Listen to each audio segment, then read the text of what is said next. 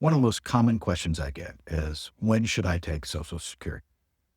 The answer is, it really just depends on your own personal situation, your overall financial plan, and your thoughts about longevity and your family.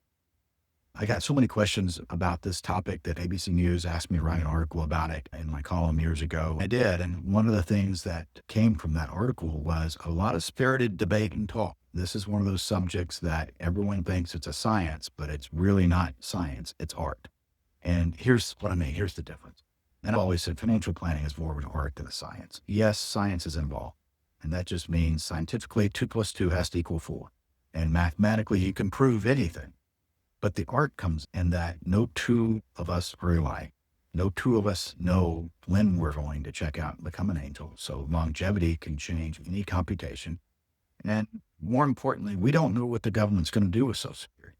Most people don't remember that when Social Security was first formed, it was not taxed. It was a return of your money.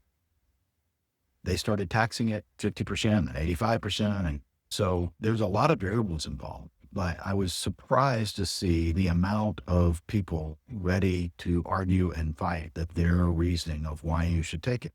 Those folks that say, well, if you delay taking it, it's like getting an instant 8% extra return on your investment. It's guaranteed. Can't beat that. And you should delay taking it forever. Well, if you delay to the last possible moment and then you only live 2 years in Social Security, how does that help you? You paid into it all those years and you only got to draw on it for 2 years. That may not be the best situation for you because we don't know what the future holds.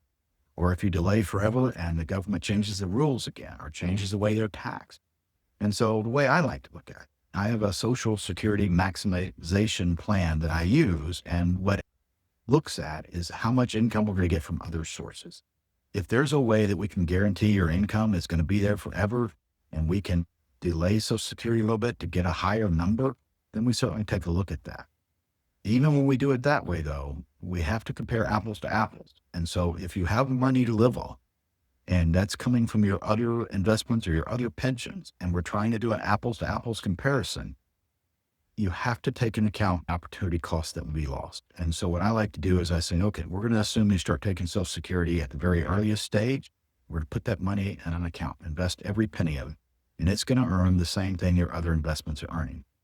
And we'll compare that number to what your number would be if you start taking Social Security at the later age. Because at the later age, you're going to get a higher number, but you've also already gotten this huge chunk of money. And if you look at what that could produce by the same time, the same age as delaying your Social Security, it's better. But it really just depends on your situation, comfort level, and your